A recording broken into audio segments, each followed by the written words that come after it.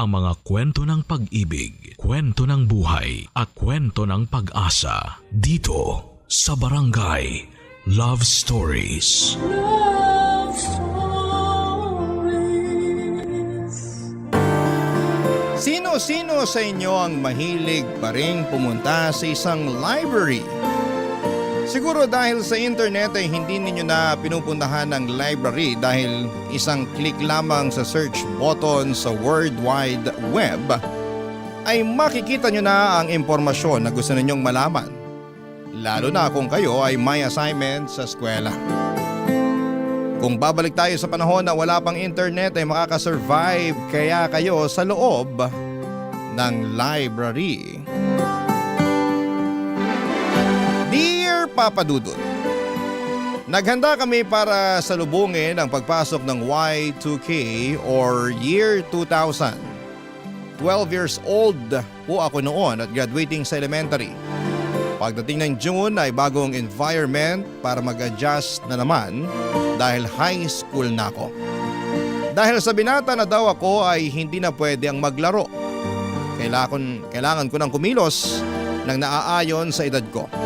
Teenager na kasi. 13 years old and ready to mingle.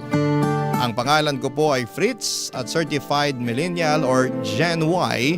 To be specific ay Gen Y2. Naabutan ko ang pag-usbong ng teknolohiya sa internet at social media. At hindi ko po makakalimutan sa TV noon ang pag-atake sa Amerika ng tinatawag na 9/11 attack. Naalala ko na bumili pa nga ako ng newspaper at ginupit ko ang article tungkol sa 9/11 at idinikit sa bond paper na may printout ng margin at sumulat ng reaction noong second year high school na ako. Sa taon din na ito, una akong nagkaroon ng cellphone. Hindi pa uso ang smartphone noon. Isang araw ay pina-research ako ng teacher namin sa history tungkol sa major Asian belief system para sa reporting na gagawin ko. At dahil hindi pa accessible ang internet sa mga panahon na yon, ay ang library sa school ang takbuhan ko. Sa mga pahina na makakapal na libro mo, titingnan ang mga impormasyon. Mahirap ding maghanap sa library lalo na kung wala namang sapat na mga libro ang library. Lalo pat sa isang public school lamang ako nag-aaral, Papa Dudut.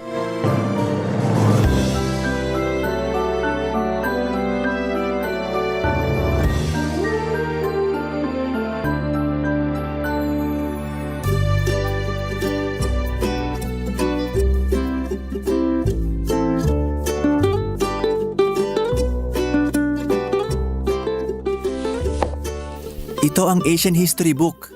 Yun! Salamat, Dario.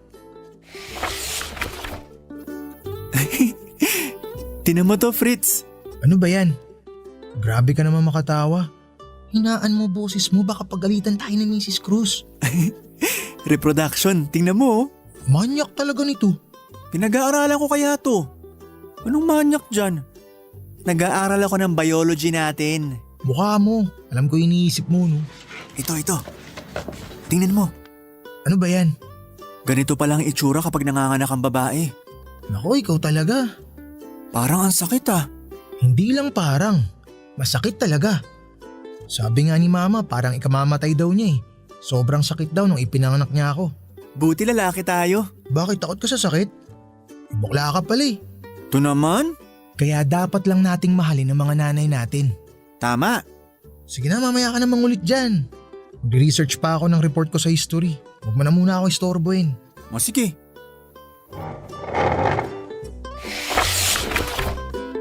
Asian beliefs, Hinduism.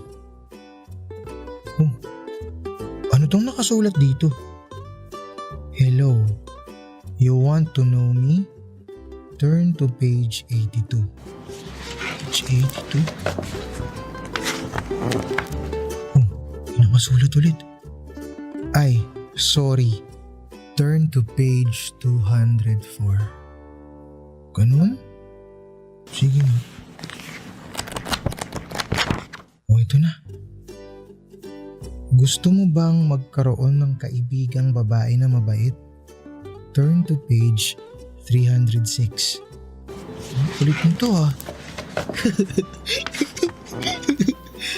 Fritz, para kang baliw dyan. Bakit ka tumatawa? Ha? Oh, wala. Ito pa. Can you be my friend? Please write your answer sa page 555. Sige nga. Fritz, ano yung ginagawa mo?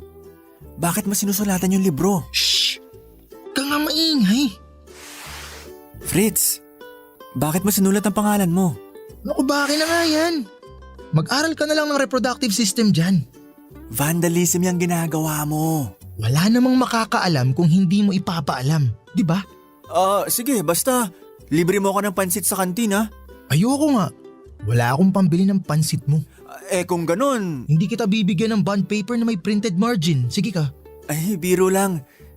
Sandali, itabi mo na muna tong libro para hindi makuha ng iba. Si CR lang ako. Kailangan kong jumingil. Uy, baka dahil yan sa reproductive system ha? Kulit kasi ni Dario, nasa na nga ba ako? Ayun, tatanong ako sa kanya. Anong year level ka? Write your answer sa page 101. Ano yung sinusulat mo? Ha? Wala. Kanina ka pa dyan? Magda-drop call sana ako sa'yo pero hindi mo sinasagot yung cellphone mo. Naka-silent in cell ko eh. Kumusta na ang reporting mo? Eto, nahanap ko na lahat ng kailangan ko. Kokopyahin ko na lang. Drop call kita mamayang gabi kapag may mga tanong ako. Sige. Huwag mo silent yung cellphone mo laksan mo yung ringtone mo. Para magising ka talaga. Yung pati kapitbahay maririnig, ganon? Pwede rin.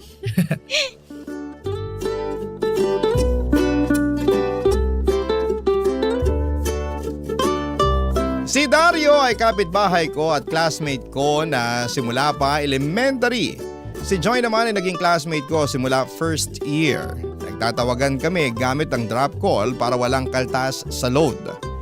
Malas mo na lamang kung hindi mo matansya at lalagpas ay siguradong kaltas sa load mo. Wala kasing landline sina Joy at Dario kaya drop call talaga ang communication namin. Mahal kasi ang text, piso isa. At may restriction kung ilang characters lang ang pwede mong isend. At kapag lumagpas ay 2 piso na ang babayaran mo. Hindi pa uso ang unlimited text noon at wala pang pagtingi-tingin ng load na mabibili.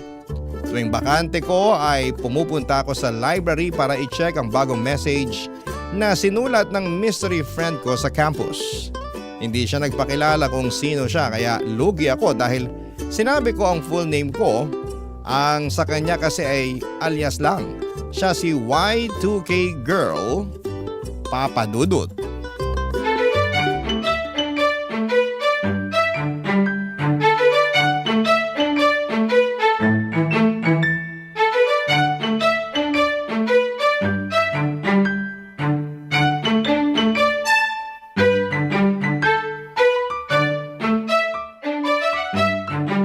Bakit pa tayo nandito sa library? Titingnan ko lang yung Asian history na libro. Wala naman tayong assignment Alam ko, sandali lang to. Dalian mo Oo, promise. Susunduin ako ng papa ko may pupuntahan daw kami. Oo, saglit lang, may titignan lang ako. Saan ba yun? Yun. Ang cute mo. Para akong airplane na nagka-crash sa'yo. Ay, kinikilig. Ano yan? Ha? Kapalitan ko ng message dito sa libro. Ano? Libreng text sa libro? Parang ganun na nga. Sino? Di ko nga alam eh. Y2K lang ang sabi niya. Patingin. Ang dami nyo ng exchange messages Binura ko na nga yung pangalan ko kasi alam naman niya kung sino ako. Huwakin na muna yung libro. May isusulat ako. Anong sinusulat mo? Sasabihin ko na parang love ko na siya. Ay, si Mrs. Cruz. Anong love? Bakit mo sinusulatan ng libro? Mrs. Cruz? Yes! Bakit mo sinusulatan ng libro? Akin na yung libro. Po? Akin na! Heto po. Hindi mo ba alam na ang ginawa mo ay isang violation? Kailangan mo magbigay ng explanation dito. Ma'am, At dito pa talaga kayo naglandian sa mga pahina ng libro? Mga batang to? Kailangan mong pumunta ng guidance office kasama ang mga magulang mo. pero ma'am. Ano pero? May kinalaman ka ba rito, Joy? Ma'am, wala pong kinalaman dito si Joy. Ako lang po ang sumulat sa libro. Ewan ko. Basta bukas after flag raising ceremony, pumunta ka sa guidance office kasama ang parents mo.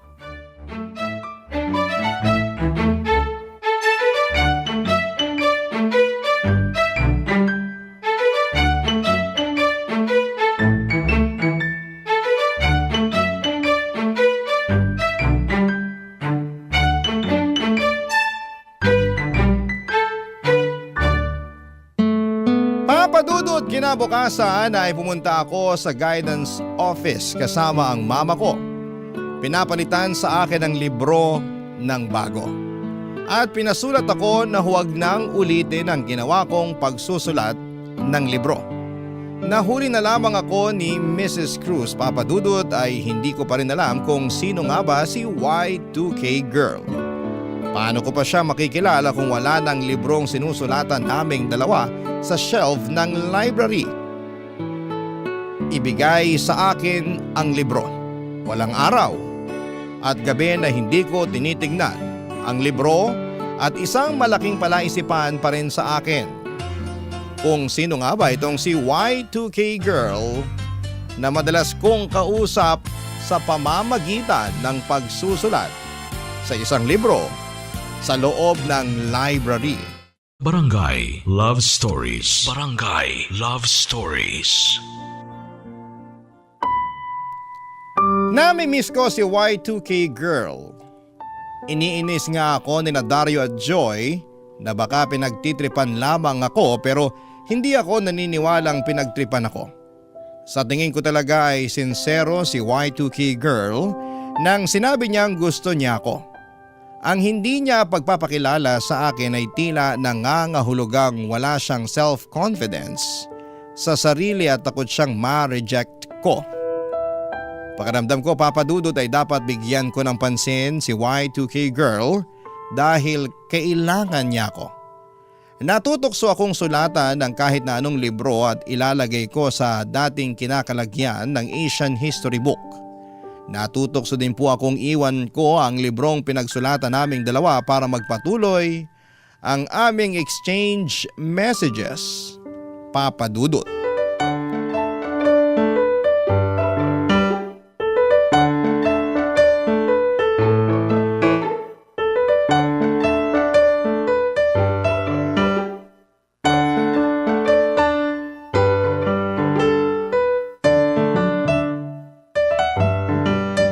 Aba, nandito si Fritz. Huwag sulatan ng mga libro. Si ma'am talaga. Pinapaalalahanan lang kita. Hindi na po mauulit yun, ma'am. Buti naman. Teka, nahanap mo na ba yung Y2K Girl? Si ma'am naman eh. Anong si ma'am ka dyan?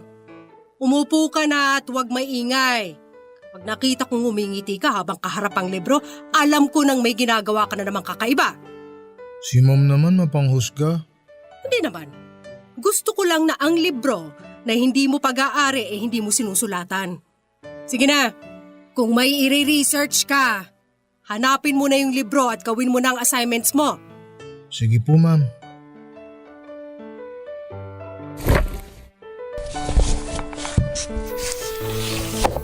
Fritz! Oh, Dario. Ano yung librong hawak mo? Sex education? Ay, nakita ko lang. Nakatago dun sa sulok. Ikaw talaga kapag ganyan, ang talas ng mata mo, no? Grabe ka naman, Mang Judge. Tulungan mo na lang akong hanapin yung libro para sa topic ko sa math. Tagahanap talaga ako ng libro, ha? Eh, dun ka kaya kay Mrs. Cruz maghanap?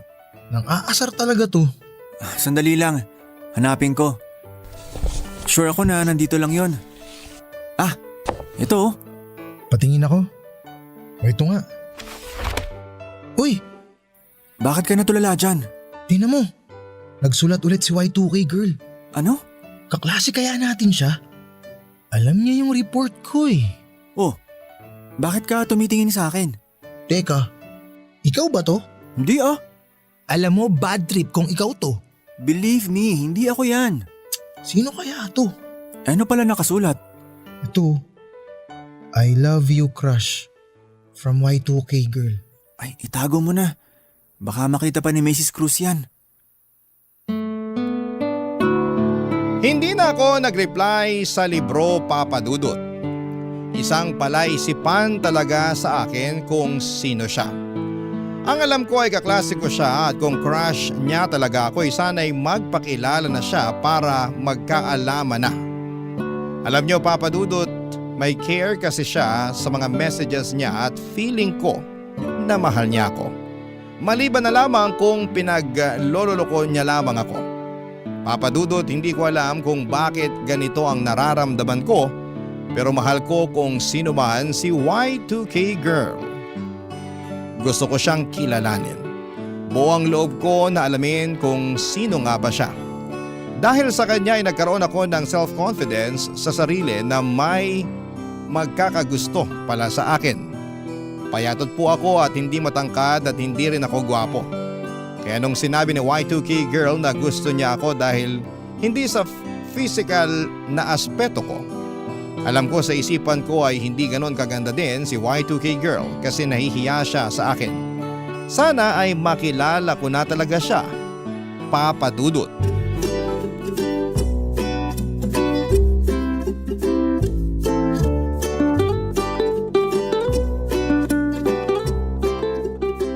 Medyo mailap to. Hindi ko pa rin siya mahuli-huli. Huwag mo nang isipin. Kasi baka naghahanap lang siya ng tamang panahon para sabihin sa'yo kung sino talaga siya. Baka ganun, pero ewan ko.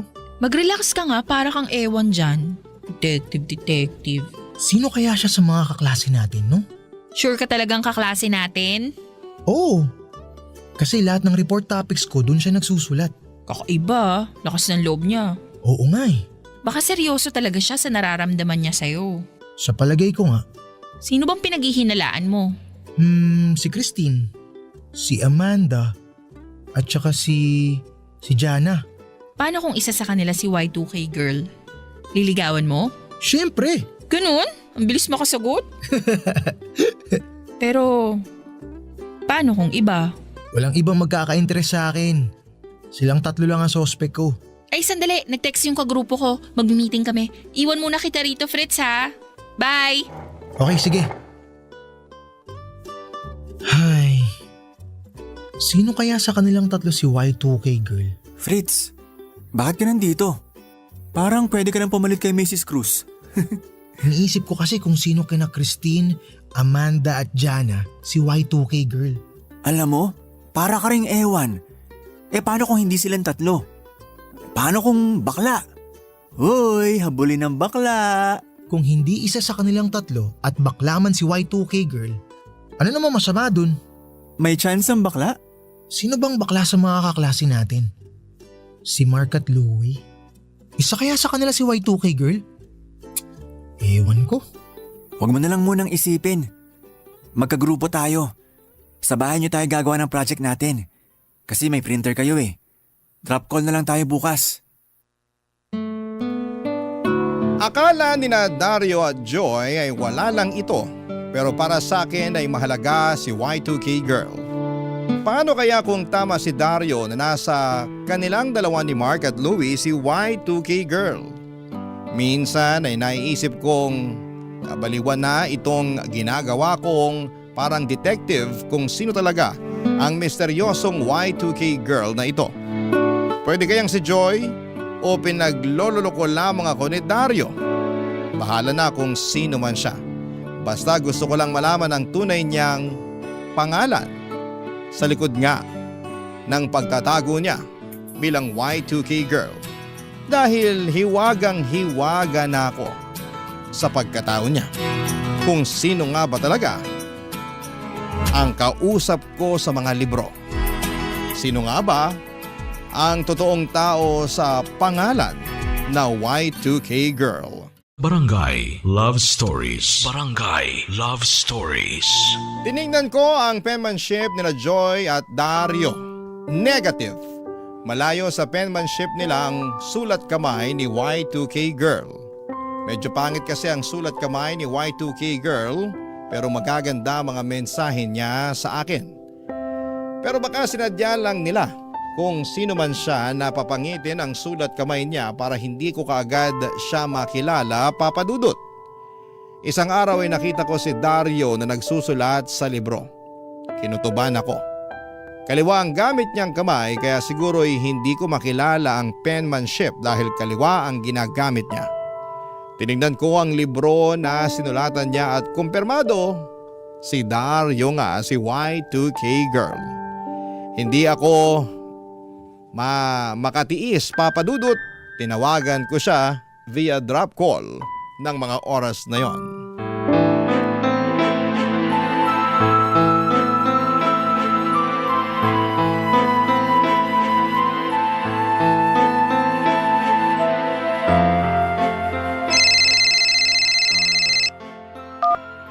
Nasaan ka? Nasa bahay lang. Pwede ba tayo magkita? Bakit? Importante lang. Ganon? Oo, Saan? punta ako sa inyo. Bakit sa amin? Basta.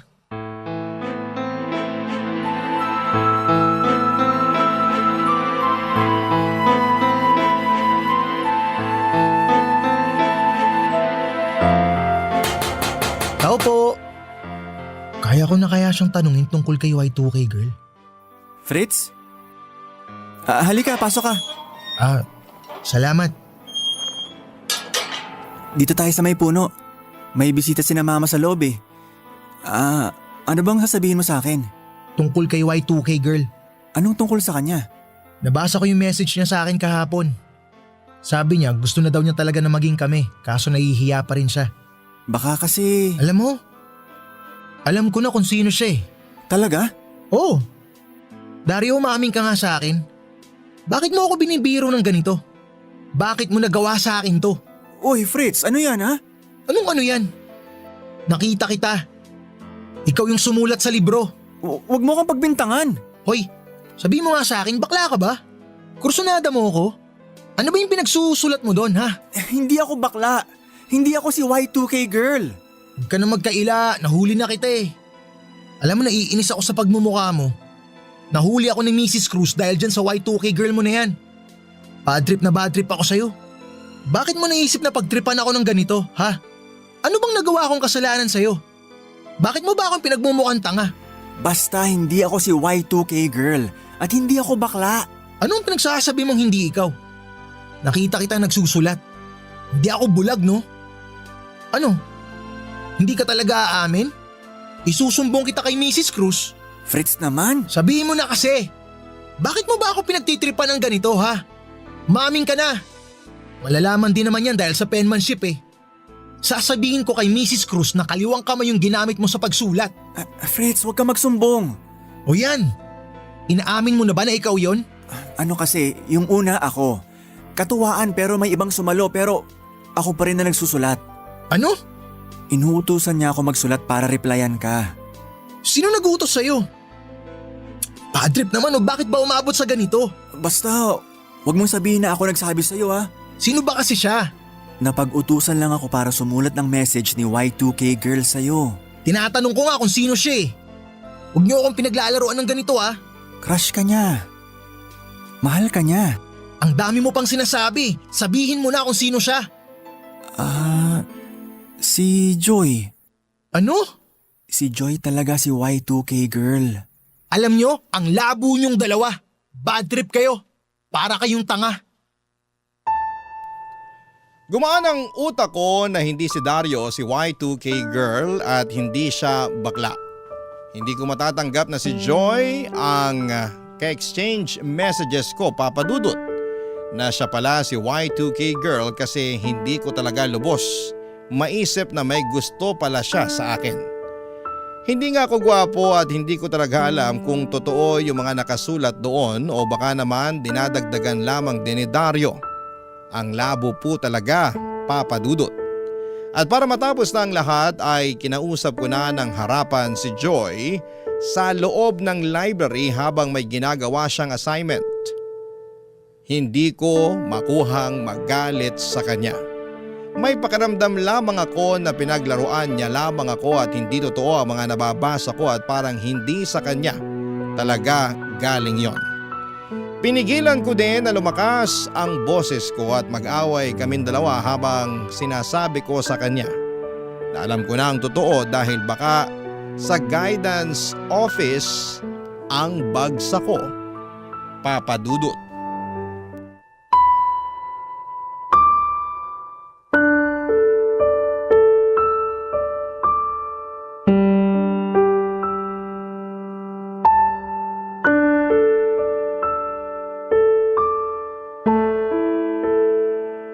Oh, nandito si Fritz. Huwag sulatan ng mga libro. Ay, hindi namamansin. Anong problema mo?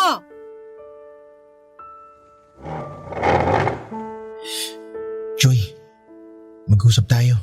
Fritz? Alam mo naman na ilang buwan ko nang sinusubukang hulihin kung sino talaga si Y2K girl. Ngayon, kilala ko na siya.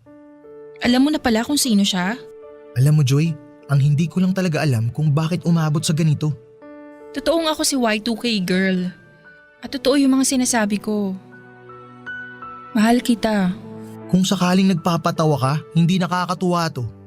Fritz, I'm sorry. Hindi ko kasi alam kung paano sabihin sa'yo eh. Babae ako, hindi magandang unahan ko yung lalaki. Joy naman. Alam mo, ikaw din naman ang may kasalanan eh. Kasi in-entertain mo si Y2K girl. Ano? Ako ang may kasalanan? Patawarin mo naman na ako.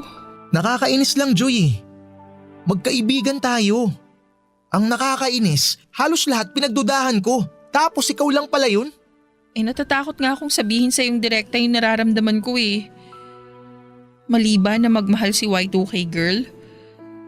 Natutuwa ako tuwing nakikita kitang binabasa mo yung messages ni Y2K girl. Nagniningning yung mga mata mo. Tigilan mo na nga yung Y2K girl na yan. Silence! Ang ingay nyo dyan! Sorry ma'am. Makaalis na nga. Fritz, sandali! Fritz! Bakit parang ang sungit mo? Aba, hindi ako pinapansin. Baka break na sila ng Y2K girl. Kabataan talaga. Hindi mo maintindihan.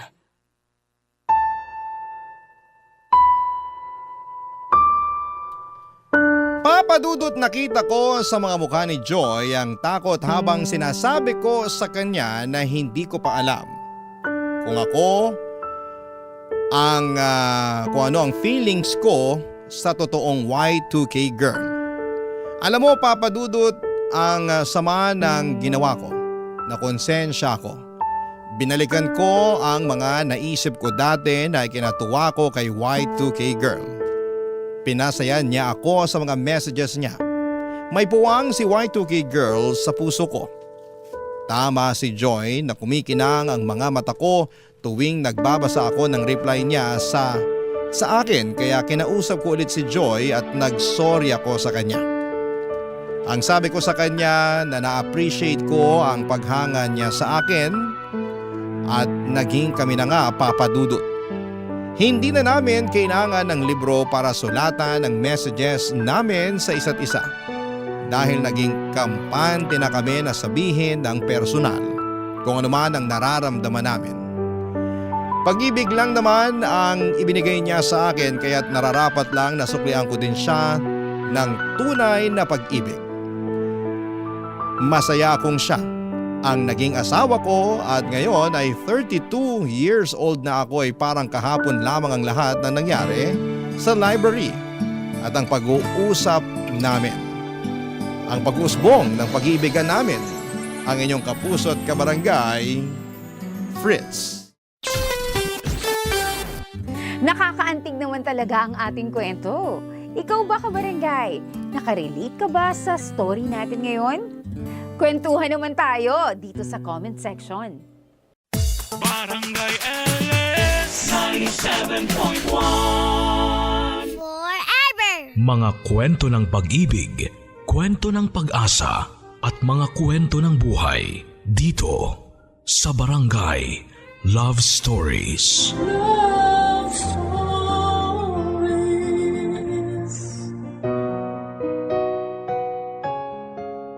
Walang magulang ang nanaising mapasama ang kanyang anak at wala ring anak ang hindi maghahangad na mapaginhawa ang buhay ng kanyang mga magulang.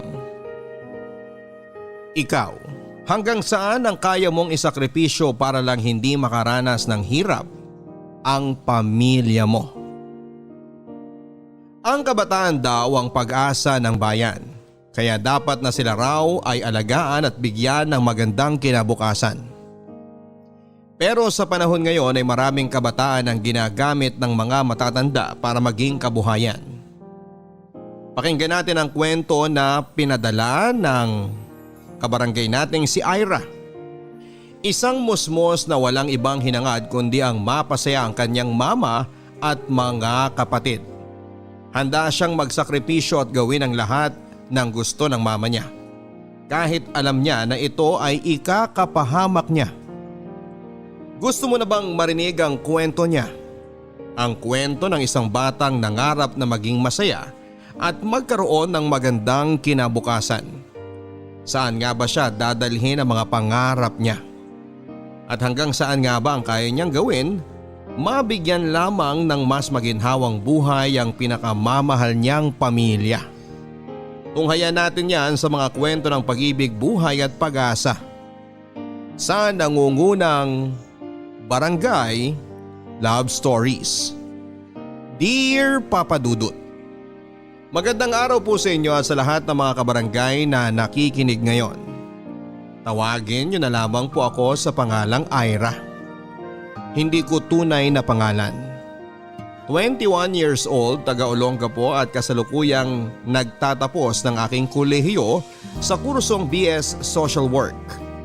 Papa Dudut, bata pa lamang po ako ay mahilig na akong makinig ng radyo.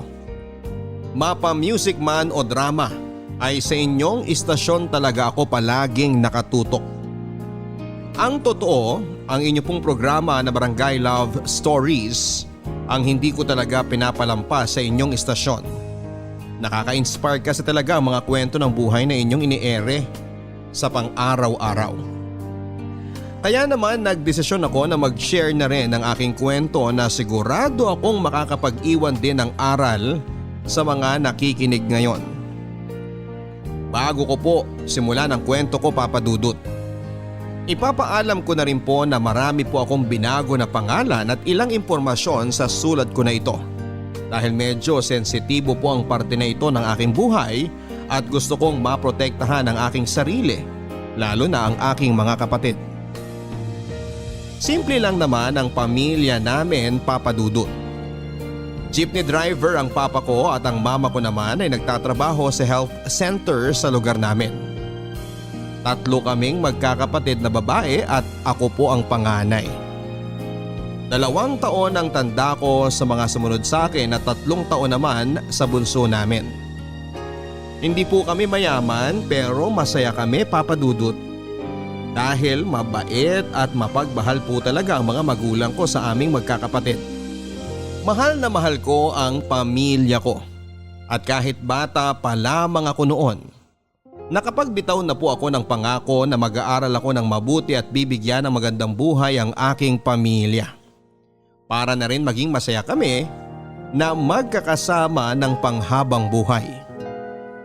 Kaya lang, Papa Dudut, may mga masasayang araw talaga na hindi pwedeng pangmatagalan. Kaka 10 years old ko lamang noon nang kunin sa amin ang puong may kapal si Papa. Masaya pa kami noon na magkakasamang nagsalo sa simpleng hapunan at sabay-sabay na natulog. Ang hindi namin alam, yun na pala ang huling sandali na magiging masaya kaming pamilya. Dahil hindi na po nagising ang papa ko kinaumagahan ng araw na yon, Papa Dudut. At ang sabi ng doktor sa amin ay respiratory arrest daw. Ang kanyang kinamatay na may kinalaman sa kanyang sakit na chronic bronchitis. Papa Dudut, Mula nang mamatay si Papa ay nagbago na po talaga ang lahat sa bahay at sa buhay namin. At ang pinaka nagbago sa lahat ay ang mama namin.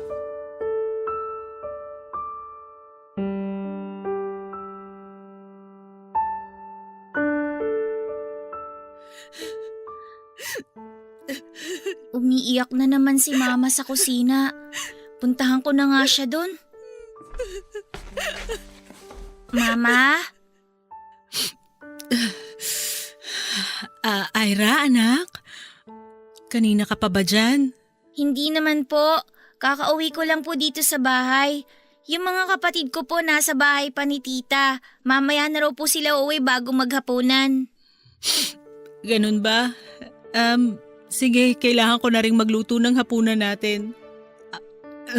Niligpitin ko lang muna tong mga kalat ko sa ibabaw ng lamesa. Tutulungan ko na po kayo, Mama. Ayos lang, Ira. Huwag mo na akong alalahanin. Kaya ko na tong mag-isa. Ako na lang po maglalabas nitong mga bote ng alak para po masimulan niyo na po yung pagluluto niyo. Kaya ko na nga tong mag-isa. Sige na, sunduin mo na lang siguro ang mga kapatid mo sa bahay ng tita mo. Ihatid na lang daw po sila mamaya ni tita pauwi dito sa bahay. Nag-e-enjoy pa po kasi sila sa pinapanood nilang pelikula kanina eh. O siya, pumasok ka na lang muna sa kwarto at tapusin mo na ang mga assignment mo. Natapos ko na po lahat kahapon kaya tutulungan ko na lang po kayo dito sa kusina. Wag na, Ira. Kaya ko na tong mag-isa. Kung gusto mo, buksan mo na lang ang radyo at makinig ka ng music habang nagpapahinga. Mama, hayaan niyo na lang po akong tumulong sa inyo dito. Wala naman po akong ibang gagawin. Kaya ko na nga tong mag-isa! Bakit ba ang kulit mo, Ira? Sorry po, Mama. Gusto ko lang naman po talaga makatulong sa inyo. Sorry po talaga, Mama. Ayoko po magalit kayo sa akin dahil sa pagiging makulit ko. Sige po, lalabas na lang po muna ako ng bahay. Ira, sandali lang. Bakit po? Sorry kung napagtaasan kita ng boses, anak. Hindi naman galit si Mama. Ano lang, pagod lang ako. Pagod lang akong umiyak. Sa totoo lang, miss na miss ko na kasi ang papa mo. Kaya kahit pagod na akong umiyak, hindi ko pa rin mapigilan ang sarili ko. Miss ko na rin po si Papa. Kaya lang, Mama, ang sabi po kasi ni Tita, kailangan nating magpakatatag kahit po mahirap. Kaya nga po, kapag namimiss ko si Papa, ang iniisip ko na lang po, nandyan naman po kayo para sa amin ng mga kapatid ko. Mama, hindi niyo naman po kami iiwan, 'di ba? Hindi niyo po kami pababayaan ng mga kapatid ko. Oo, anak. Gagawin ko ang lahat para mapalaki kayo ng maayos. Hinding-hindi ko hahayaan na maramdaman nyo na pareho kaming nawala ng papa mo. Mahal na mahal kita, Ira. Mahal na mahal ko kayo ng mga kapatid mo. Mahal na mahal ko rin po kayo, Mama. Tutulungan ko po kayo na hindi mahirapan sa aming magkakapatid. Tutuparin ko po yung pangako ko sa inyo ni Papa na magiging responsable po akong anak sa inyo at panganay sa aming magkakapatid. Salamat, anak. Salamat talaga.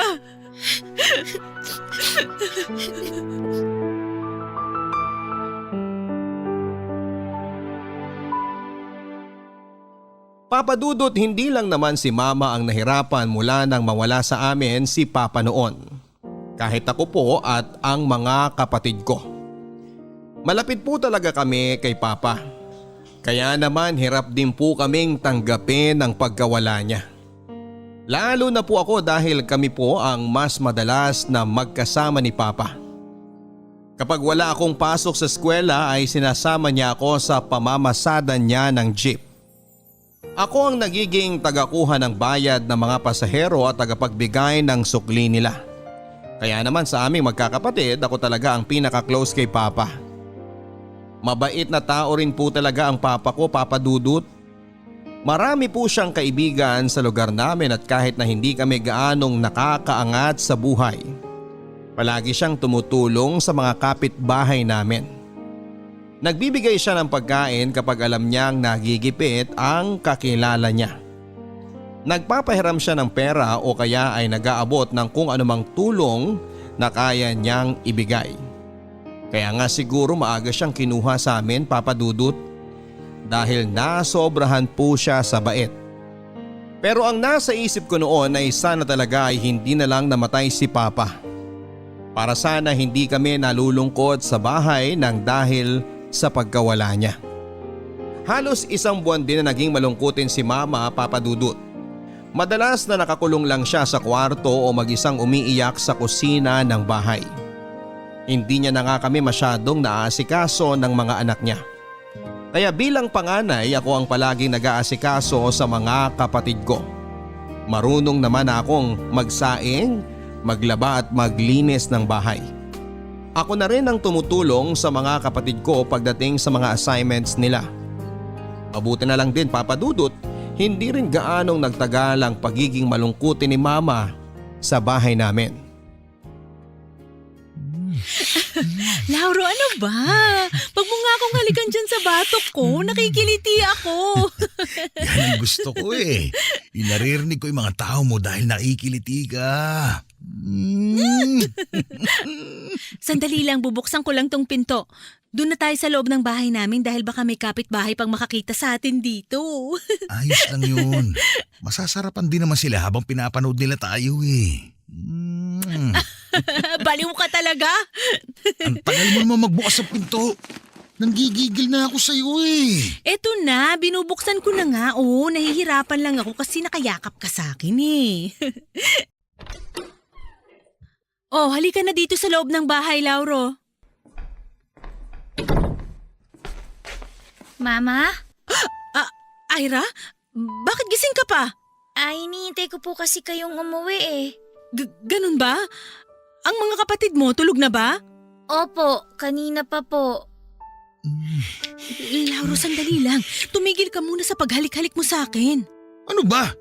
Akala ko ba pwede na dito sa loob ng bahay niyo? Hindi mo ba nakikita? Gising pa kasi ang panganay ko. Ipapakilala muna kita. Ira, ito nga pala si Tito Lauro. Lauro, si Ira, ang panganay na anak ko. Hello po, Tito Lauro. Hello din sa'yo. Okay, Lynn. Saan ba dito ang kwarto mo? Halika na ron at kanina pa talaga ako nang gigigil sa'yo. Shh! Hinaan mo nga ang boses mo at naririnig ka ng bata. Hindi na bata yung anak mo, no? Pwede mo nang turuan niya ng mga ginagawa natin ngayon eh. Ano ka ba, Lauro? Sabi nang hinaan mo ang boses mo. Ira, pumasok ka na muna sa kwarto niyo ng mga kapatid mo. Magpahinga ka na rin kasi may pasok ka pa sa school bukas, di ba? Meron nga po, Mama. Pero hindi po ba kayo kakain? May tinira po kasi kaming ulam at saka kanin sa inyo. Gusto niyo po ba na ipaghain ko po kayo ni Tito Lauro? Naku, wag na anak. Busog pa kaming dalawa. Magpahinga ka na sa kwarto niyo. Oo, wag na. Kakain din naman ako sa kwarto mamaya eh. Uy, Lauro, ano ba? Parang gago naman to eh. Huwag mo ngang hiritan ng ganyan ng anak ko. Saka sabi ng sandali lang. Tumigil ka muna sa paghalik mo sa leeg ko. Kinakausap ko pa si Ira. Lauro, parang tanga eh. Ang tagal nyo naman kasi mag-usap. Mama, ililigpit ko na lang po muna yung mga iniwan kong nakatakip na pagkain sa kusina. O sige anak, mauna na rin kaming pumasok sa kwarto ko ni Tito Lauro mo para makapagpahinga na kami. Matulog ka na rin kagad pagkatapos ng mga gagawin mo sa kusina ha? Opo, Mama. Ayun, sa wakas! Saan ba dito ang kwarto mo? Ang haba ng intermission number nyo ng anak mo eh. Ay ang pinto sa kanan. Ang pinto sa kaliwa, kwarto ng mga anak ko. O siya, halika na at kanina pa ako init na init sa'yo. Happy New Year! Ang gago talaga nito. Sabi nang hinaan mo yung boses mo eh. Mamaya ka na magsalita ng kung ano-ano kapag wala na tayo sa harap ng anak ko. Pumasok na nga tayo sa loob ng kwarto.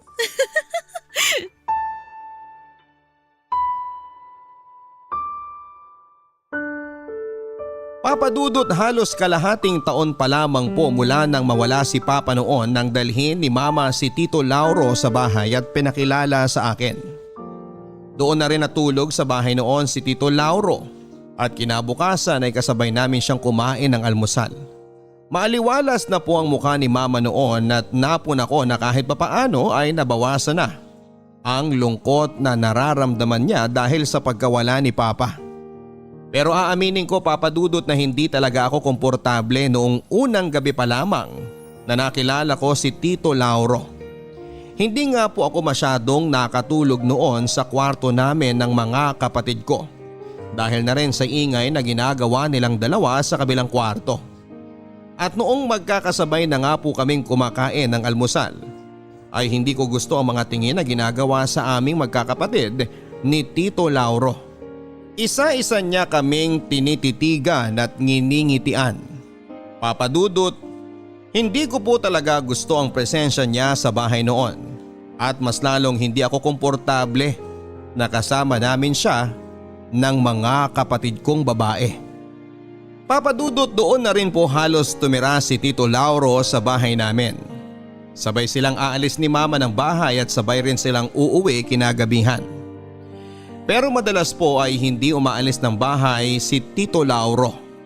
Kaya naman mas lalong hindi naging komportable para sa akin ang pagkilos sa bahay namin.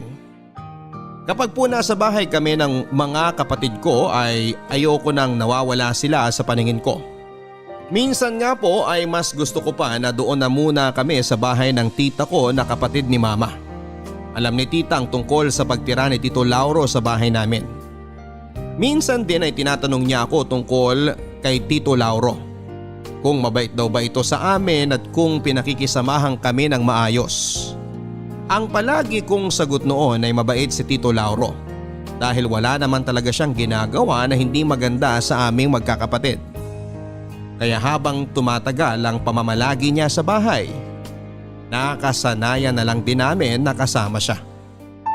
Wala rin naman kaming ibang pagpipilian noon, Papa Dudut.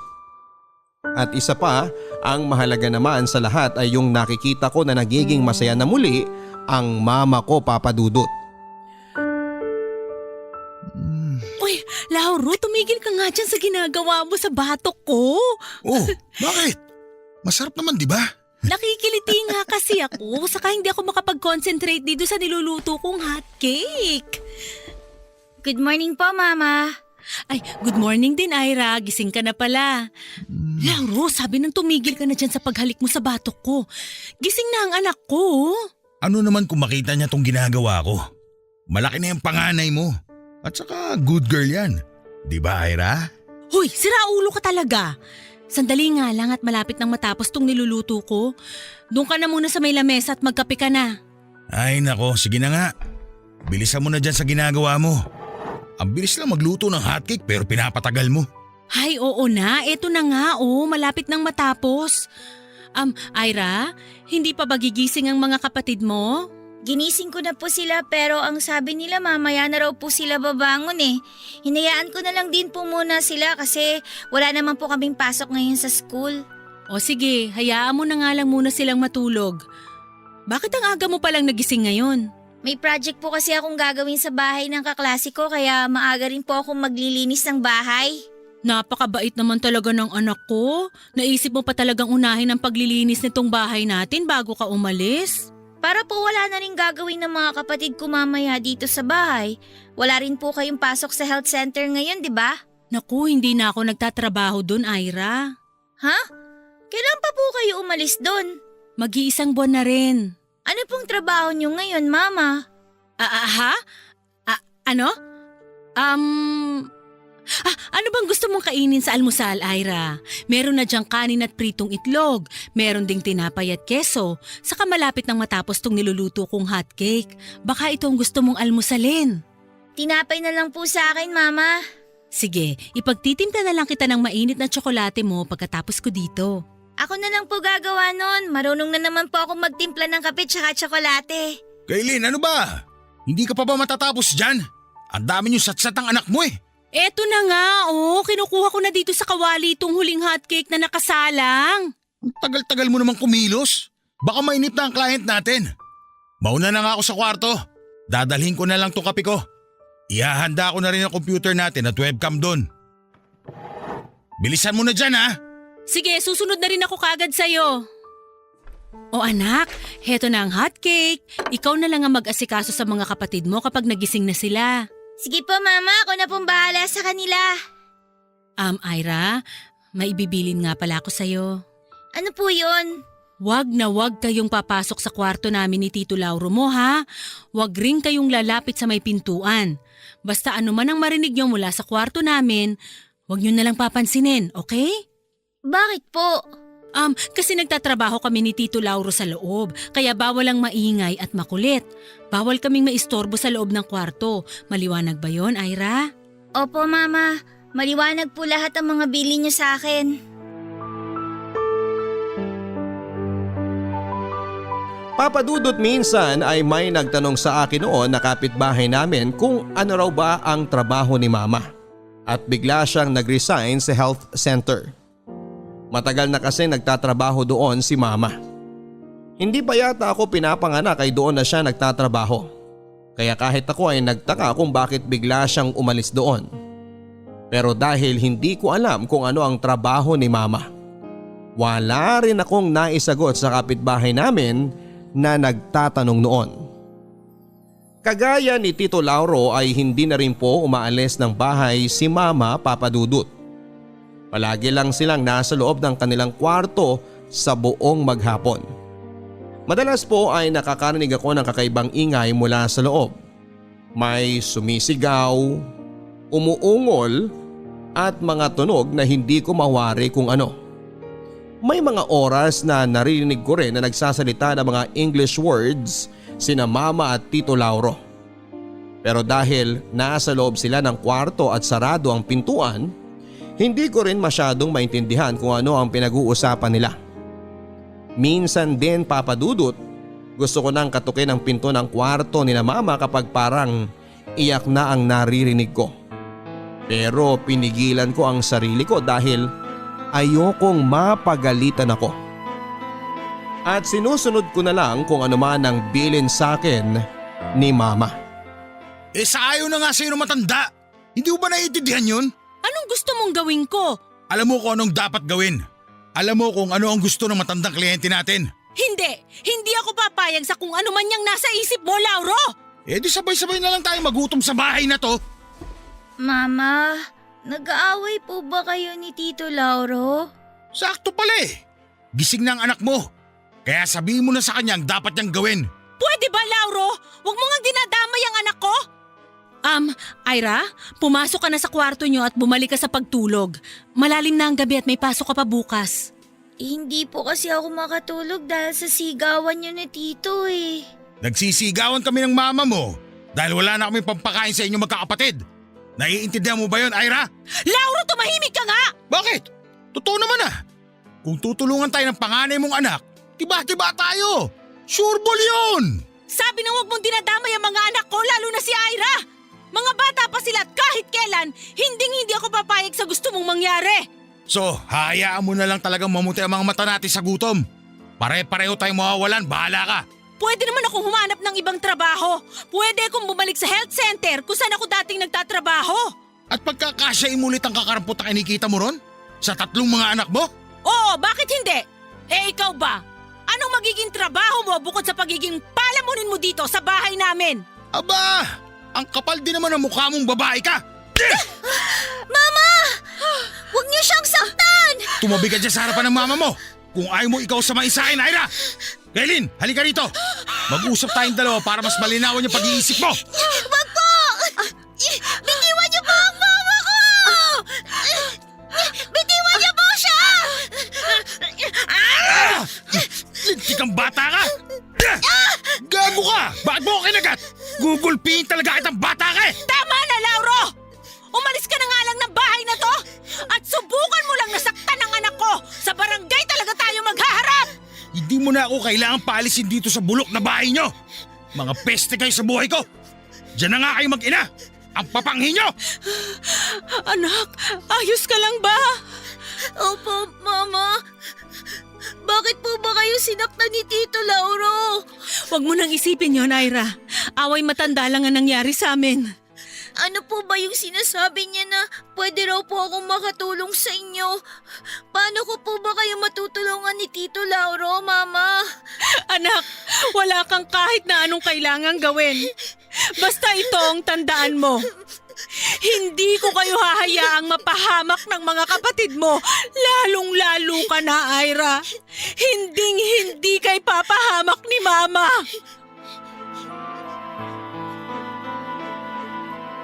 Papadudot, ilang araw din pong hindi umuwi noon sa bahay si Tito Lauro. Bakasyon po namin noon sa school kaya palagi lang din kaming nasa bahay ng mga kapatid ko. At palagi lang din na tuyo at sardinas ang ulam namin ng mga panahon na yon. Pero pagkalipas ng isang linggo, Papadudot, ay umuwi na rin po si Tito Lauro sa bahay namin.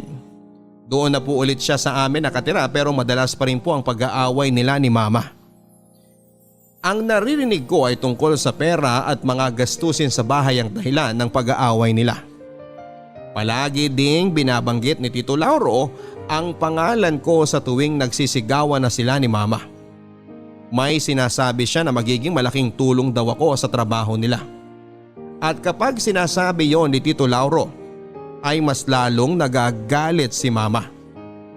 Hindi ko maintindihan kung ano ba talaga ang pinag-aawayan nilang dalawa bukod sa pera. Pero ang paulit-ulit na sinasabi ni Mama ay hindi siya papayag sa gustong gawin ni Tito Lauro. Hindi raw siya papayag na isama ako ni Tito Lauro sa trabaho nila ni Mama. Papadudot, unti-unti nang dumalang ang naging pag-aaway ni na Tito Lauro at Mama sa loob ng bahay namin. Hindi na ako nagigising sa madaling araw dahil sa sigawan nilang dalawa. Madalas na ring masarap ang ulam namin noon at para bang wala na silang problema pa sa pera. Madalas din akong tinitignan ng makahulugan ni Mama noon. At kapag tinatanong ko siya kung bakit siya nakatitig sa akin ay ngingiti lamang siya sa akin at sasabihin niya na mahal niya ako.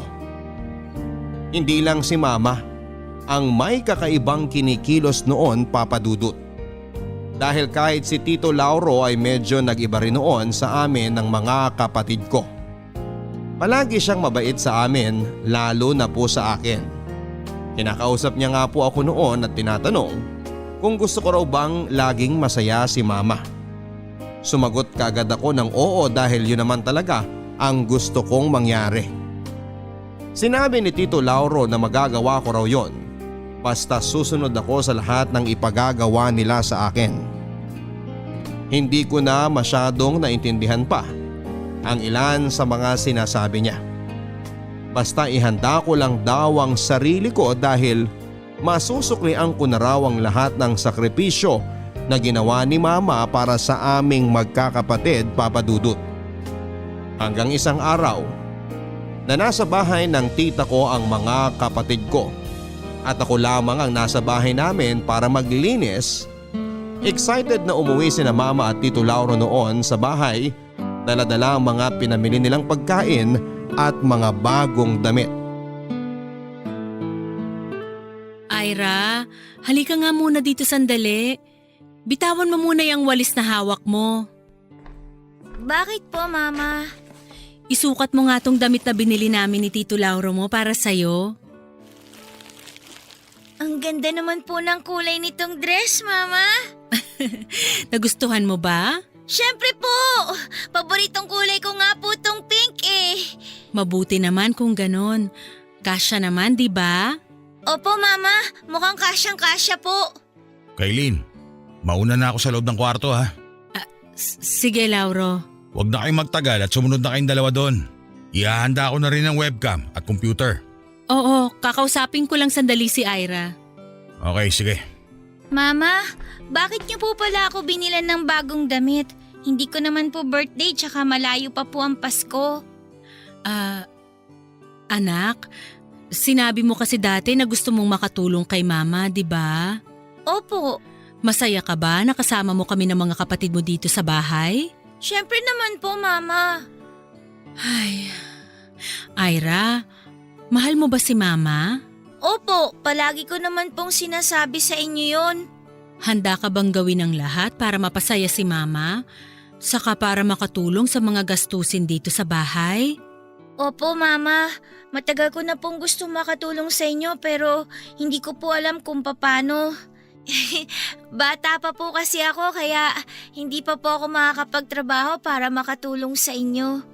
Ang totoo, Ira, kahit bata ka pa, pwede ka nang makatulong sa amin ni Tito Lauro mo sa mga gastusin dito sa bahay. Paano po? Ganito yan, Nak. Sa loob ng kwarto namin, may ipapagawa kami sa'yo at lahat yun dapat susundin mo. Pero bago yun, kailangan na mangako ka muna sa akin na wala kang kahit na sinong pagsasabihan sa gagawin natin sa loob ng kwarto namin ni Tito Lauro mo, ha? Kahit sa mga kapatid mo o sa tita mo, hindi mo pwedeng sabihin. Pero bakit hindi ko po pwedeng sabihin sa kanila?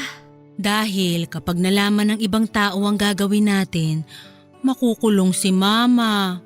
At kapag nakulong si Mama, magkakahiwa-hiwalay kayong magkakapatid. Gusto mo ba na mangyari yun? Ayoko po, Mama! Ayoko po na magkalayo-layo tayo ng mga kapatid ko. Kaya nga kailangan na mangako ka sa akin, Ira, na wala kang kahit sinong pagsasabihan ng mga gagawin natin sa loob ng kwarto. Pangako po, isisikreto ko po lahat. Very good. At mangako ka rin na gagawin mo ang lahat ng ipapagawa namin sa'yo ni Tito Lauro sa loob ng kwarto. Gawin mo yun dahil yun lang ang makakapagpasaya sa akin, Ira. Opo, Mama.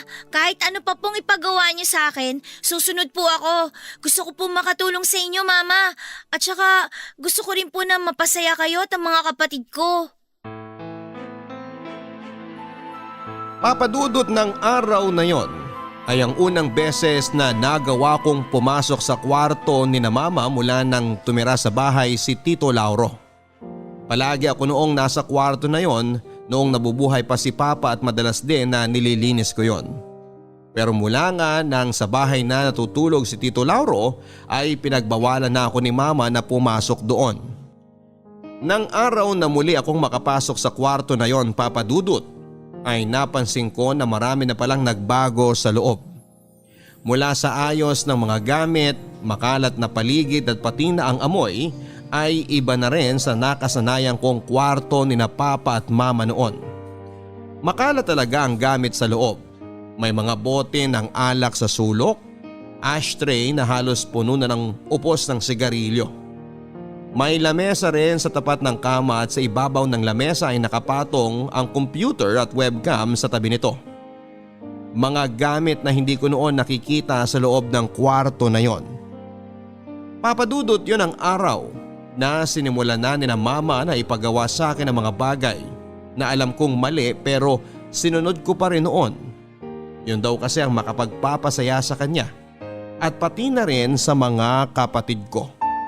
At kagaya ng pangako ko kay Mama, hindi ko sinabi sa kahit na sino ang ginawa namin sa loob ng kwarto ng araw na yon, Papadudot.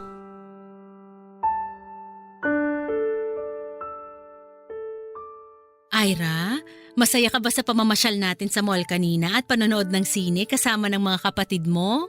Opo, Mama. Napagod nga po ako lalo na si Bunso. Ayun tuloy, nakatulog kagad sila sa kwarto pag uwi natin kanina. Kung palagi ka susunod sa amin ng mama mo, Ira, palagi rin tayong ganito kasaya. Yun naman ang gusto mo, hindi ba? Ang napapasaya ang mama mo at mga kapatid mo. Opo, Tito Lauro.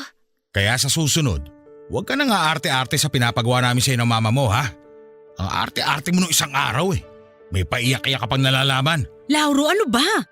First time lang naman ni Ira na gawin ang mga bagay na yon, kaya natural lang naman ibago ang bata. Ayun na nga. Kailangan na habang maaga pa ay masanay na siya. Aba, muntik na mag-backout yung client natin nung araw na yun ah. Muntik na ako maubusan ng English sa kanya eh. Sorry po, Tito Lauro. Sorry. Ayusin mo kasi, huwag maarte. Kapag nasa loob na tayo ng kwarto, dapat sundin mo lang lahat ng mga pinapagawa para matapos tayo kaagad. Hindi yung ang dami mo pang drama. Sa susunod mong matigas ang ulo ha. Sunod agad sa mga sasabihin namin, okay?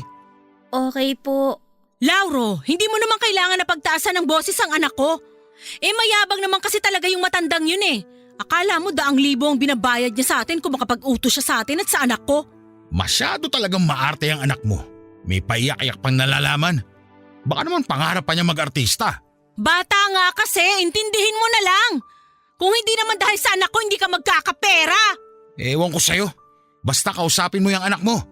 Para sa susunod na live show natin, hindi na tayo magkaproblema pa. Papasok na nga ako sa kwarto para makapagpahinga na rin ako.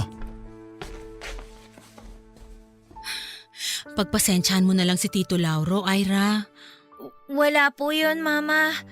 Pasensya na rin po kung umiyak ako nung araw na yun. Pero sinunod ko rin naman po lahat ng sinabi niyo eh. Nagulat lang po talaga kasi ako.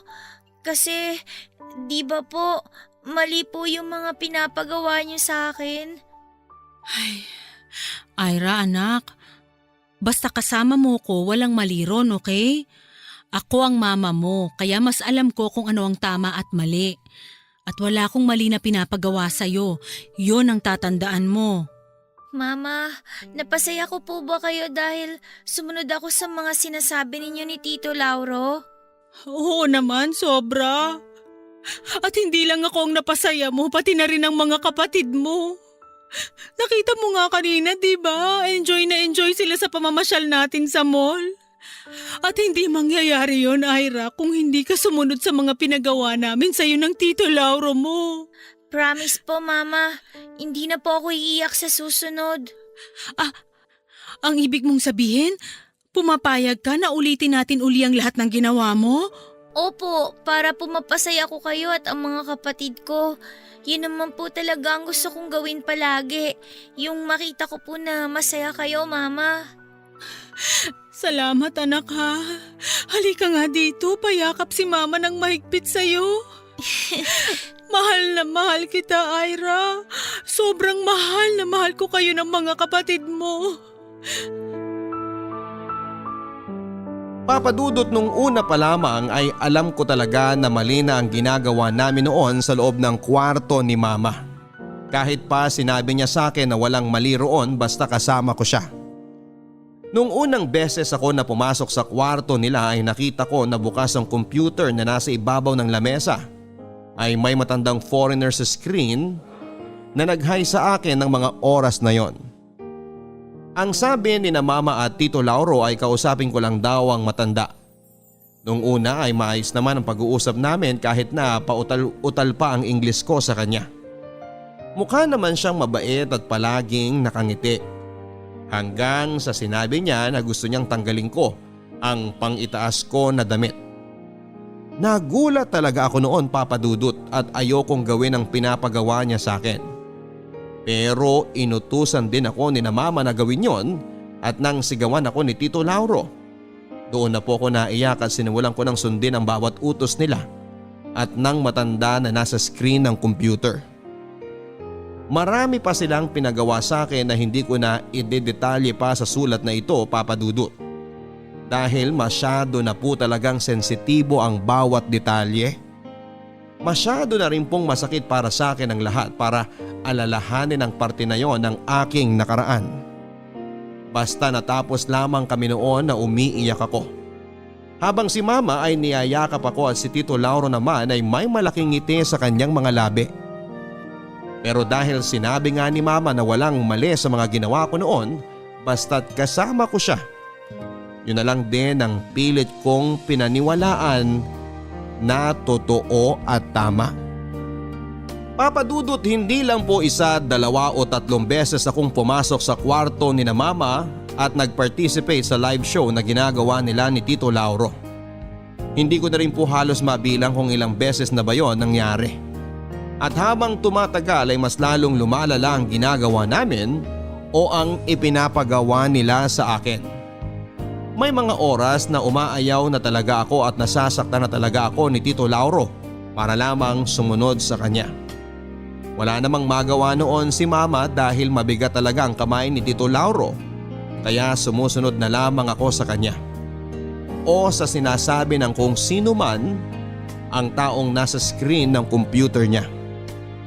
Kaya lang, Papa Dudut, minsan talaga ay nakakapagod na. Lalo na at alam ko na may mali talaga sa nangyayari. Nagkakasagutan na rin sina Tito Lauro at Mama noon kapag umaayaw na ako. Pero ang palaging nagiging ending ng lahat ay masasaktan ako ni Tito Lauro para lamang huminto ako sa pag-iyak at sumunod sa bawat utos niya.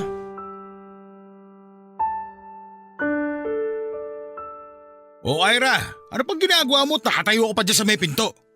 Halika na rito sa harap ng computer at malapit na mag-online ng client natin. Ira, okay ka lang ba? Ayos lang po ako, Mama. Ano ba to? Ang tagal na mo mag-online na matandang yun. Hahanap na nga lang ako ng ibang client. Ira, kagabi ko pa napapansin na tahimik ka. May masakit ba sa'yo o may nararamdaman ka ba na gusto mong sabihin kay Mama? Wala po, Mama. Ayos lang po talaga ako. Ayun, nakakita na ako ng bagong client. Kaylin, paghubarin mo na yung anak mo habang chinachat ko tong client natin. Ay, anak, okay lang ba kung tanggalin ko na tong damit mo? Mama, ayoko na po. Anong ayaw mo na? Ayoko na po nitong pinapagawa niyo sa akin. Anak, alam mo naman na kailangan nating gawin to, di ba? Sige na, pumayag ka nang hubarin ko tong damit mo. Mama, ayoko na po talaga. Ira, huwag ka na mag-inarte dyan ha. Kachat ko na tong manunood sa'yo kaya umayos ka na dyan. Mama, ayoko na po talaga. Lalabas na lang po ako ng kwarto niyo. Ira, ano ba? Itatapat ko na tong webcam sa'yo kaya magubad ka na. Kaylin, hubarin mo na yung damit ng anak mo. Kung hindi magkakasakitan na naman tayo dito sa loob ng kwarto. Ira, huli na talaga to. Sige na, hubarin na natin tong damit mo. Pero ayoko na po talaga, Mama. Mali po to eh. Mali po tong pinapagawa niyo sa akin. Ira, nakatapat na tong webcam sa'yo kaya magubad ka na dyan. Dahil pinapanood ka na ng client natin ngayon. Mama! Sige, ayaw mo ha?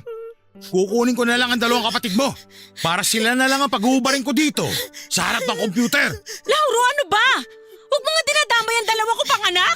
Nag-iinarte na naman yung panganay mo eh. Pwede mo naman kausapin ng mahinahon si Ira. Parang mahinahon. Yung style mo na dinadaan sa payak-ayak kagaya ng ginagawa mo ngayon? Hoy, ikaw Ira, let's ka. Mag-uubad ka ba o dadaling ko na dito yung dalawang kapatid mo? Ito na po. Huwag niyo na pong idamay mga kapatid ko. Huhubarin ko na po tong damit ko. Ayan! Susunod ka rin naman pala eh. Nag-iinarte ka pa, leche ka. Magubad ka na, bilisan mo!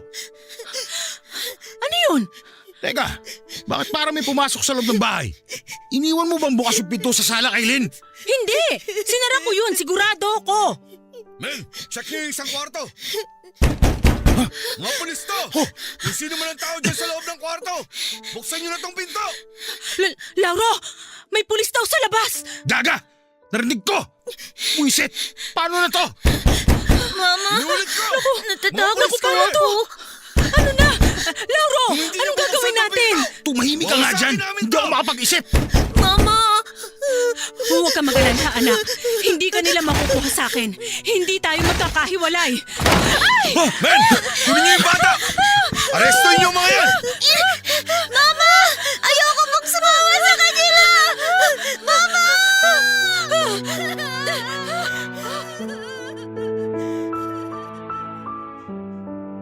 Papadudot ng oras na yon, mga masasamang tao po talaga ang tingin ko sa mga pulis na bigla na lang pumasok sa loob ng kwarto namin. Halos hubad na ako noon habang mahigpit akong yakap-yakap ni Mama. Nang makapasok nga po ang mga pulis ay kaagad nila akong hiniwalay kay Mama. Tandang-tanda ko po talaga ang araw na yon, Papadudot. Iyak ako ng iyak at ayokong bumitaw sa pagkakayakap sa katawan ni Mama. Si Mama naman ay ganun din sa akin. Yakap niya ang hubad kong katawan habang pilit akong nilalayo sa kanya ng mga hindi ko kilalang tao.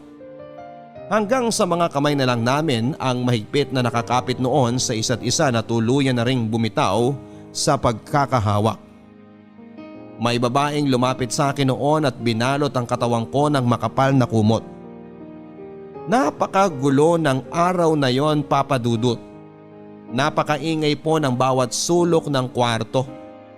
At bago ako tuluyang nilabas ng kwarto na kung sino man ang may karga sa akin ng mga oras na yon, Nakita ko na sinimula ng halughugin ng mga pulis ang buong kwarto ni na Mama at Tito Lauro. Papadudot, sabay-sabay kaming dinala ng mga kapatid ko sa isang social welfare. Nakasuot na ako ng maayos na damit noon at isa-isa na kaming tinanong ng social worker. Dahil hindi naman alam ng mga kapatid ko ang nangyayari sa loob ng kwarto ni na Mama ay wala na rin po silang naibigay na sagot sa tanong ng mga social worker. At nang ako na po ang tinanong nila, ay puro iyak at pag-iling na lamang ang ibinigay kong sagot. Ayoko kasing baliin ang pangakong binitawan ko kay Mama. Ayoko po na ilayo kami ng mga pulis o social worker mula sa mama ko. Ayoko po, Papa Dudut, na magkahiwalay-hiwalay kami ni na Mama at ng mga kapatid ko ng panahon na yon. Hi, Ira! Hello po. Ako si Ate Lena, yung social worker na kumarga at nagbihis sa'yo kahapon. Natatandaan mo ba ako? Opo. Mabuti naman. Akala ko nakalimutan mo na kaagad ako eh. Kamusta ka na? Maayos naman po. May masakit ba sa'yo ngayon? Wala po. Ira, ang sabi kasi ng mga kasamahan ko sa trabaho, hindi mo raw sila kinakausap. Kaya okay lang ba kung magkwentuhan tayo ngayon? Opo, okay lang po. Ira, may gusto sana akong itanong sa'yo. Pero gusto ko na sabihin mo sa akin ang totoo. Ate Lena, gusto ko na pong makita ang mama ko. Sorry, Ira, pero hindi pa kasi pwede ngayon eh. Gusto ko na po siyang makita. Please po, ate. Tulungan niyo naman po akong makita siya. Ganito na lang. May itatanong lang ako sa'yo at gusto ko na magsabi ka ng totoo. Pagkatapos nito, tutulungan kita na magkita kayo ng mama mo. Okay ba yan sa'yo? Sige po. Totoo ba na madalas kayong buong maghapon na nakakulong sa kwarto ni Tito Lauro at ng mama mo? Opo. Anong ginagawa niyo sa loob ng kwarto? Wala po. Paanong wala? Akala ko ba buong maghapon kayong nasa loob ng kwarto? Madalas po nanonood lang kami ng movie sa computer ni Tito Lauro. Tapos naglalaro rin po kami ng computer game. Ira, gusto ko sana magsabi ka sa akin ng totoo. Alam mo naman na masama ang nagsisinungaling, di ba? Pero yun po yung totoo. Wala naman po kaming ginagawa na mali ni na mama sa kwarto. Hindi ba mali na pinaguhubad ka ng Tito Lauro at mama mo habang may nanonood sa'yo sa computer? Hindi naman po yun nangyari. Ira, matalino kang bata. Alam mo na kung ano ang tama at mali. At sigurado ko na alam mong mali ang pinapagawa sa'yo ng mama mo. Wala pong kasalanan si mama. Bakit po ba paulit-ulit na lang kayo? Mabait po ang mama ko. Gusto ko na po siya makita. Dalhin niyo na po ako sa kanya. Ramdam ko na hindi mo talaga gusto kung ano man ang pinapagawa nila sa'yo noon. Kaya kailangan na magsabi ka sa akin ng totoo. Ira, gusto mo ba na mangyari rin sa mga kapatid mo ang nangyari sa'yo? Gusto mo ba na pati sila mapahamak? Ayoko po, Ate Lena. Ate Lena, huwag niyo po silang ibibigay kay Tito Lauro. Ayoko na po gawin nila kung ano po yung pinapagawa sa akin ni Tito Lauro at ni Mama dun sa loob ng kwarto. Please po, Ate Lena. Huwag niyo po nga hayaan na mapahamak yung mga kapatid ko. Sasabihin ko na po lahat. Protektahan niyo lang po yung mga kapatid ko. Please po, ayoko pong madamay sila. Gagawin ko yon, Ira. Poprotektahan ko ang mga kapatid mo kagaya ng gusto mong mangyari. Pero para magawa ko yon, kailangan na malaman ko ang totoo. Ira, kailangan na sabihin mo sa akin kung ano ang totoong nangyari. Hindi lang to para sa sarili mo, pati na rin to sa mga kapatid mo. Sige po, Ate Lena. Sasabihin ko na po yung totoo. Sasagutin ko na po lahat ng tanong nyo. Papadudot, tuluyang ko na pong binali ang pangako ko noon kay Mama. Sinabi ko na po kay Ate Lena ang lahat ng mga totoong nangyari. Sinagot ko rin po ang lahat ng mga tanong na ibinigay niya sa akin. Umiiyak na ako noon habang ipinagtatapat sa kanya ang lahat. Alam ko naman talaga na mali ang lahat ng pinagawa sa akin ni na Mama at Tito Lauro noong umpisa pa lamang. Alam ko rin na mali ang magsinungaling, pero ano ang magagawa ko? Ang nasa isip ko po noon kapag sinabi ko ang totoo ay mangyayari ang sinasabi ni Mama na magkakahiwalay kami ng mga kapatid ko. Pero Papa Dudut, ayoko na po talaga na maulit pa sa mga kapatid ko ang lahat ng mga pinagawa sa akin ni na Tito Lauro at Mama. At yun po ang nagtulak sa akin para sabihin ang lahat-lahat kina Ate Lena. Pagkatapos ng halos 1 buwan ng pamamalagi namin sa social welfare ay inihatid na nila kami sa bahay ng tita ko. Si tita rin palang nagsumbong sa mga pulis tungkol sa ginagawa ni na Mama sa akin. Matagal na raw niyang nararamdaman na may mali ng ginagawa sa akin sina Mama at hinihintay lang daw niya ako na magsumbong at magsabi sa kanya ng totoo. Pero hindi ko nga po yun ginawa kaya humingi na siya ng tulong sa kaibigan niyang pulis at mabilis namang umaksyon. Hindi na rin tumanggi sina tita nang ihabilin kaming magkakapatid sa kanya ng social worker. Wala naman ding kasi siyang asawa o anak. Kaya naman handa siyang akuin ang responsibilidad sa aming magkakapatid. Mas binigyan din ng linaw ni tita ang isipan ko ng panahon na yon. Sinabi niya na lahat ng mga ginawa namin ni na Mama at Tito Lauro ay isang malaking kasalanan at pagkakamali. Dahil wala raw ibang tao ang dapat na nakakakita ng katawan ko bukod sa sarili ko at sa taong habang buhay kong makakasama sa hinaharap. Papadudot ng dalawin namin ni tita si Mama sa bilangguan ay labis-labis ang pasasalamat ni Mama kay tita sa pagkupkup niya sa aming magkakapatid. Samantalang paulit-ulit naman siyang humingi ng tawad sa akin habang humahagulhol. Naiyak na rin ako noon habang nakayakap kay Mama. Doon ko naramdaman ang bigat at sama ng loob ko dahil sa mga pinagawa sa akin ni Mama kapalit lang ng pera para sa kanila ni Tito Lauro. Ang pakiramdam ko po noon Papadudot ay hindi niya tinupad ang pangako niya sa akin at hinayaan niya akong mapahamak. Siguro nga ay napipilitan lang si Mama na pumayag na gawin yon sa akin ni Tito Lauro. Pero ginawa niya pa rin kung ano ang masama at halos binenta na niya ang katawan ng sarili niyang anak. Pagkatapos ng dalaw naming yon ni tita kasama ng mga kapatid ko kay Mama ay hindi ko na natandaan pa kung kailan ang sumunod naming pagdalaw sa kanya. Hindi na kasi yon naging madalas at ang sabi ni tita at ni Ate Lena mabuti na raw na huwag muna kaming dumalaw kay Mama para unti-unti ko makalimutan ang lahat ng nangyaring yon sa buhay ko. 2 taon ang nakalipas mula nang makulong sina Mama at nalaman namin na tumakas raw sa bilangguan si Tito Lauro Papadudut. Pero hindi rin nagtagal ay nabalitaan namin na nakita na lamang ang katawan niya sa kalapitbayan na wala ng buhay at mukha raw sinalvage. Papadudut ngayon po ay 10 taon nang nakakaraan mula na mangyari ang lahat ng ito sa buhay ko. Matagal ko na rin pong napatawad si Mama at aaminin ko na naibigay ko lamang ang buong kapatawaran sa kanya nang mamatay siya sa loob mismo ng bilangguan dahil sa pneumonia. 3 taon na po ang nakakalipas. Hindi po madali ang magkaroon ng ganitong klase ng alaala Papadudut. Pero sana dahil sa pagsulat ko sa inyo at paglalahad ng aking kwento kahit papaano ay tuluyan ng maisara ang bahaging ito ng buhay ko.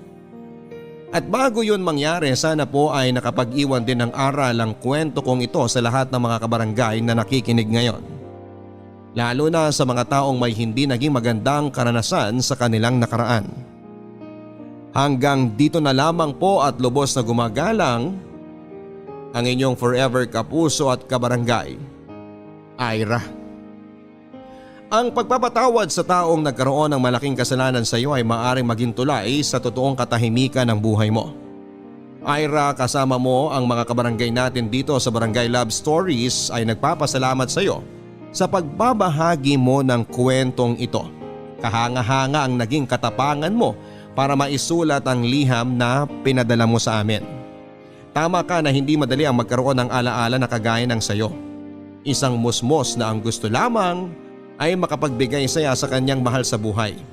At dahil sa pagiging mapagbigay at mapagmahal mong anak at kapatid noon, ikaw naman ang napahamak. Kahanga-hanga ang katapangan na ipinakita mo, maprotektahan mo lang ang mga kapatid mo. Maswerte sila na ikaw ang naging ate Ira nila at alam ko na kung saan man naroroon ang papa mo ngayon ay proud na proud siya sa iyo dahil nagawa mong lampasan ang lahat ng mga pagsubok na dumating sa iyong buhay. Sana ay maging matatag ka pa sa paglipas ng panahon at asahan mo rin ang pagbalik sa iyo ng lahat ng kabutihan na ginawa mo para sa mga mahal mo sa buhay. Hanggang sa muli mga kapuso, ako po si Papa Dudut. Hanapin niyo po ang aking YouTube channel, Papa Dudut Vlogs, ang aking Twitter account, Instagram and Facebook. Hanapin lamang ang Papa Dudut. Sa mga kwento ng pag-ibig, buhay at pag-asa, dito sa Barangay Love Stories number 1.